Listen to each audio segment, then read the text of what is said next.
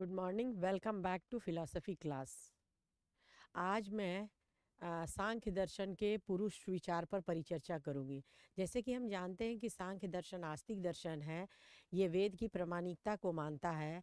इसके प्रणेता महर्षि कपिल हैं। इन्होंने ये एक द्वैतवादी दर्शन है, सांख्य दर्शन, जिसमें कि दो मुख्य तत्व को स्वीकार किया है। एक प्रकृति और दूसरा पुरुष। प्रकृति, उसी से सब कुछ निकलता है, और पुरुष, जिसको अन्य भारतीय दर्शन में आत्मा कहा गया है, उसी को इन्होंने पुरुष शब्द का इस्तेमाल किया है। सांख्य दर्शन चूंकि सांख्य दर्शन ड्यूलिस्टिक है, तो अब यह प्रश्न उठता है, जितने भी दार्शनिक हैं जो भी अपना विचार दिए हैं, उसमें मुख्य रूप से विश्व का कैसे सृजन हुआ है, किस प्रकार विश्व का एक सिलसिलेवार विकास हुआ है, उसकी व्याख्या किया है। सांख्य दर्शन विकासवादी सिद्धांत को मानता है। चूंकि वो ईश्वर की सत्ता को अस्वीकार करते हैं, इसके कारण उन्होंने विश्व का जो उत्पत्ति हुई है, उसका निरंतर जो विकास हो रहा है, वो विकासवादी सिद्धांत को मानते हैं, उस सृष्टिवादी सिद्धांत को नहीं मानते हैं। सांख्य दर्शन जो द्वैतवादी हैं, उसमें प्रथम तत्व प्रकृति को माना है, जो सत्कार्यवाद का मूल है। उनके अनुसार प्रकृति से सभी वस्तुएं निकलती है, और सृष्टि होने के समय और प्रलय जब होता है, उसी में सब तिरोभव हो जाती है। और ये पुरुष है। पुरुष जो आत्मा सिद्धांत, आत्मा संबंधी विचार है, वो पुरुष है। अब पुरुष को सांख्य दर्शन मुख्य रूप से चरम सत्ता मानते हैं, और यही मानते हैं कि विश्व का मूल है। उन्होंने इसकी कुछ विशेषताएं बतलाई है। पुरुष की क्या क्या विशेषता है, प्रकृति और चेतन जो पुरुष है, उनकी क्या विशेषता हो सकती है, इस पर उन्होंने परिचर्चा किया है। सबसे पहले उन्होंने कहा है कि प्रकृति और पुरुष पुरुष ये दोनों में उन्होंने अंतर किया है। ये चेतन अचेतन है, ये चेतन है, इसकी विशेषता बतलाई है। प्रकृति सक्रिय है, ये निष्क्रिय है, निष्क्रिय है, ये परिवर्तनशील है, ये अपरिवर्तनशील है। अपरिवर्तनशील है। उसके बाद इन्होंने कहा ये ज्ञान का विषय है।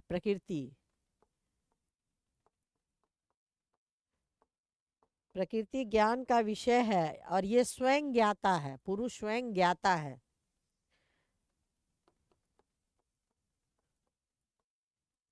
उसके बाद ये त्रिगुणामयी है।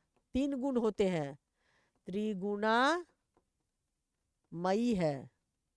यानी कि इसमें सत, रज और तम गुण पाए जाते हैं। और ये तीन गुण, ये त्रिगुणा से रहित है, इसमें कोई गुण नहीं पाया जाता है। प्रकृति कारण है, ये कार्य कारण से रहित है। प्रकृति एक है, ये अनेक है। प्रकृति अविवेकी है, इसके पास विवेक नहीं है। और ये विवेकी है, ये विवेकी है। प्रकृति का परिणाम नित्य है, परिणामी नित्य। और ये पुरुष अपरिणामी है, इसका कोई परिणाम नहीं होता है। यानी कि हमने देखा है कि किस प्रकार प्रकृति की कैसा है और पुरुष कैसा है। अब हम सांख्य दर्शन पुरुष के स्वरूप और उसकी सत्ता, उसके स्वरूप पर परिचर्चा करते हैं। सांख्य दर्शन के प्रणेता महर्षि कपिल का कहना है कि जिस सत्ता को अन्य दर्शनों में आत्मा कहा गया है, उसी को वे पुरुष कहते हैं। इसके अलावा उन्होंने कहा कि पुरुष स्वयं सिद्ध होता है, वो चेतनमयी असंदिग्ध है और उसका स्वभावतः लक्षण चेतना चेतना ही होता है। वो स्वयं प्रकाशवान है और अन्य वस्तुओं को प्रकाशित करता है। प्रकृति अभौतिक है, वो शरीर से भिन्न है। सांख्य दर्शन में सांख्य दर्शन में आत्मा बुद्धि और अहंकार से भिन्न है, क्योंकि बुद्धि तो अचेतन है, परंतु प्रकृति पुरुष चेतनमयी है। आत्मा चेतना से युक्त होने के कारण ही पुरुष सशक्त है, लेकिन पुरुष निष्क्रिय है, वह सक्रिय नहीं है। और जबकि प्रकृति सक्रिय है, आत्मा इंद्रियां से भिन्न है, क्योंकि इंद्रियां सक्रिय है और लेकिन पुरुष सक्रिय नहीं है। आत्मा अकर्ता है, इसमें इच्छा द्वेष आदि का अभाव है। आत्मा नित्य अनंत और अनादि है। आत्मा कार्यकारण की श्रृंखला से रहित है। यहाँ हम ये गौर करने योग्य बात ये है कि न्याय दर्शन में कहते हैं कि आत्मा चेतना का आगंतुक, अचेतना जो होती है आत्मा का आगंतुक लक्षण है। जब मन इंद्रिया इत्यादि से संपर्क होता है आत्मा का, तब चेतना का उद्भव होता है। और लेकिन सांख्य का कहना है कि चेतना उसका लक्षण ही है। और यही बात, चेतना लक्षण का बात जैन दर्शन में भी कहा गया। चेतना से युक्त पदार्थ ही आत्मा है, आत्मा है। अब आत्मा के अस्तित्व के पुरुष के अस्तित्व के प्रमाणित करने के लिए अब सांख्य दर्शन ने अपना तर्क प्रस्तुत किया। सबसे पहले समस्त जगत एक संघात में है, संघ के रूप में है, सब व्यवस्थित चलता रहता है, सब का उद्देश्य पूर्ति होता है, जगत पूरा एक प्रयोजन के लिए चलता है। और प्रकृति तो स्वयं अचेतन है, उसका कोई प्रयोजन नहीं है। अब ये प्रश्न उठता है, किसके प्रयोजन के लिए प्रकृति इतना संघर्ष, ये पूरा प्रकृति है, तो यह पूरा संसार है, जगत है। तो यह सांख्य महोदय ये स्पष्ट करते हैं कि चूंकि विश्व प्रयोजनात्मक है, ये पुरुष के प्रयोजन के लिए ही प्रकृति सर्जनात्मक और सृष्टि करती है। इस प्रकार ये पुरुष के प्रयोजन हेतु ही जगत है और प्रकृति उसी के लिए है, उसी के लिए है। दूसरा है तार्किक प्रमाण। जगत त्रिगुणात्मक है, इसका कोई तत्व नहीं है जो साक्षी से रहित हो, यानी कुछ ऐसा जगत में नहीं है जो इसका साक्ष्य दे सके। तो तार्किक रूप से साक्षी है ये प्रकृति, पुरुष है, इसका साक्ष्य है। ये त्रिगुणात्मयी जगत का जो है वो पुरुष एक साक्ष्य है। अब आगे तात्विक प्रमाण, इसमें क्या है, संसार अचेतन है।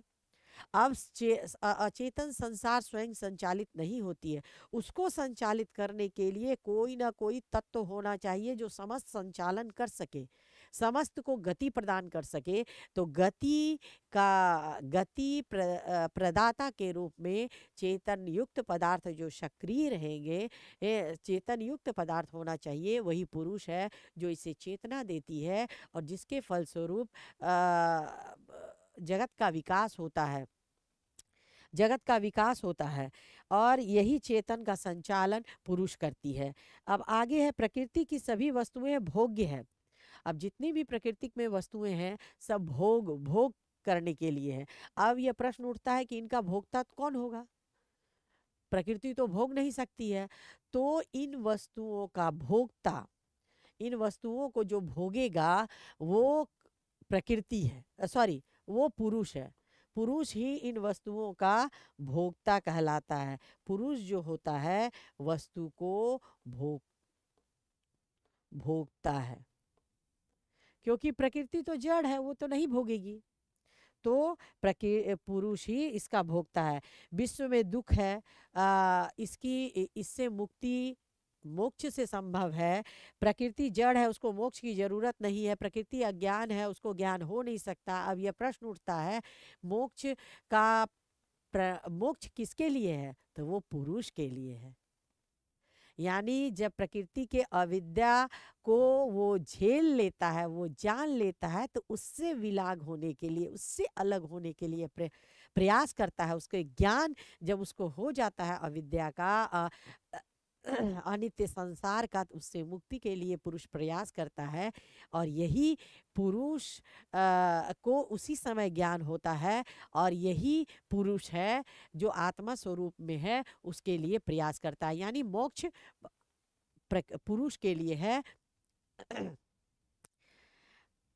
और मोक्ष के प्रयास के लिए ही पुरुष प्रयासरत रहता है।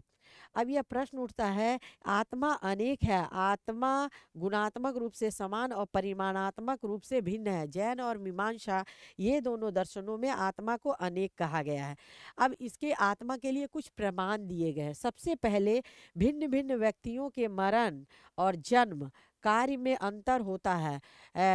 सभी व्यक्ति मरते हैं, सभी व्यक्ति जीते हैं, तो सब व्यक्ति अलग अलग हैं। तो यहाँ पर ये साबित करने का प्रयास करती हैं कि आत्मा अलग अलग है, आत्मा अनेक है। दूसरा, सभी व्यक्ति के कर्म इंद्रियां और ज्ञान इंद्रियां दोनों अलग अलग होती है। इससे भी आत्मा की अनेकता प्रमाणित होती है कि आत्मा एक नहीं अनेक है। फिर जीवों के क्रियाओं का अंतर होता है, जीव कर्मों का अंतर होता है, कर्मों के अनुसार कर्मफल भोक्ता का अंतर होता है। इससे भी यह साबित होता है कि आत्मा अनेक है, अनेक है, एक नहीं है किसी में। अब यह प्रश्न उठता है कि आत्मा को और कैसे साबित किया जा सकता है, पुरुष को कैसे साबित किया जाए। तो यहाँ पर सांख्य दर्शन में 3 गुणों की चर्चा की गई है, जिसमें सत, रज और तम। हम देखते हैं कि कोई आदमी बहुत ज़्यादा शांति प्रिय होता है, उसमें सतगुणी की प्राथमिकता होती है, कुछ में रजोगुनी होता है, कुछ में तमोगुनी होता है, कुछ में। तो यहाँ हम देखते हैं कि तात्विक रूप से आत्मा एक है, लेकिन परिमाणात्मक रूप से उसमें अंतर है। उसमें भिन्न भिन्न लोगों में वो गुणात्मक उसमें अंतर होता है। अंतर होता है। विश्व में अनेक श्रेणियां होती है, उच्च, निम्न और मध्य। इससे भी साबित होता है कि आत्मा अनेक है। पुरुष नित्य और द्राष्टा है। जितने भी संसार की घटनाएं होती है तो उसमें पुरुष देखता है। अब यह प्रश्न उठता है कि ये सब होने के बावजूद पुरुष अनेक हैं, प्रकृति एक है। तो यहाँ पर हमें, अगर हम दूसरे दर्शनों से तुलना करें, तो ये स्पष्ट प्रतिबिंबित होता है कि यहाँ जो आत्मा सेंटर में है, आत्मा का जो सेंटर है, वहाँ पर आप देखिएगा, सॉरी, वहाँ पर आप देखिएगा ये जो आत्मा है, ये जो आत्मा जो सेंटर में है, तो इसके संबंध में सब दार्शनिक अलग अलग मानते हैं। ऐसा नहीं है कि सब दार्शनिक एक ही मानते हैं। जैसे आप बौद्ध दार्शनिक को ले लीजिए, तो बौद्ध दार्शनिक में भी आत्मा अनेक माना गया है। बौद्धिस्टों ने जो माना है, वहाँ पर भी आत्मा अनेक है। और वहाँ पर प्रत्येक की मुक्ति की बात हो जाती है। आत्मदीपो भव के बाद है ना, जो हिनायन संप्रदाय ने दिया, बाद में महायानियों ने बोधिसत्व की बात, यानी शर्म मुक्ति की बात की, मोक्ष की बात की। वहाँ पर भी आत्मा के अनेक कंसेप्ट की बात की। न्याय दर्शन में भी आत्मा अनेक है, इस बात को प्रमाणित करता है सब व्यक्ति गुणात्मा। तो सांख्य ने भी कहा कि आत्मा अनेक है, और यह बात योग में भी मानते हैं। और रामानुज भी कहते हैं। लेकिन जब लास्ट में हम शंकराचार्य के दर्शन में पहुंचते हैं, तो उन्होंने कहा कि आत्मा एक है, उसके कई माया बस अलग दिखता है। लास्ट में मोक्ष की अवस्था में मूल तत्व में सब आत्मा निहित हो जाती है। वहाँ एक द्रव्य एक, इसीलिए उनके सिद्धांत में मोनिज्म यानी एक तत्व को माना गया है। और ये बहुत आत्मा के अनेकवाद का यहाँ सिद्धांत दिया गया है। यहाँ पर गौरतलब करने योग्य ये है कि जब हम सांख्य दर्शन पर परिचर्चा करते हैं या सांख्य दर्शन को पढ़ते हैं, समझते हैं, तब हम पाते हैं कि उसके मूल में पूरा सत्कार्यवाद ही चलता है। यदि आप यह गौर करेंगे, जो पुरुष का सिद्धांत दिया है वहाँ भी सत्कार्यवाद है। जब वो कार्य करता है जब वो अविद्या में पढ़ता है तो उसको यह अनुभव होता है कि हम अविद्या में पढ़े, ये हमारा मूल स्वरूप नहीं है, यह अनित्य है और हमें इससे मुक्ति का प्रयास करना चाहिए। तब वो प्रयास करते हैं और जब वो मुक्त हो जाते हैं तब वो उससे अपना मोक्ष का मार्ग अपना लेते हैं। तो वहाँ पर सांख्य दर्शन में प्रारब्ध कर्म, संचित कर्म, संचयमान कर्म, इसकी भी चर्चा किया है। तो आत्मा को मुक्ति, जिसको स्वरूप पुरुष कहा जाता है, उसके मुक्ति पर भी सांख्य दर्शन ने विस्तृत चर्चा किया है। इस प्रकार हम देखते हैं कि किस प्रकार सांख्य दर्शन में आत्म संबंधी विचार, जिसको पुरुष विचार कहते हैं, उसका विस्तृत चर्चा हुआ है। और आत्मा की अनेकता, तात्विक प्रयाण, प्रयोजनात्मक प्रमाण, नैतिक प्रमाण, तार्किक प्रमाण देकर यह साबित करने का प्रयास किया है कि आत्मा अनेक है, आत्मा स्वतंत्र है, आत्मा निष्क्रिय है, लेकिन प्रकृति के सानिध्य से सक्रियता आती है। लेकिन यथार्थ स्वरूप को वह पहचान लेता है तो अपने स्वरूप को प्राप्त करके वो मुक्त हो जाता है। इस पर विस्तार से चर्चा हुई है। अब हम आगे की क्लास में मीमांसा योग दर्शन पर परिचर्चा करेंगे। तब तक के लिए धन्यवाद।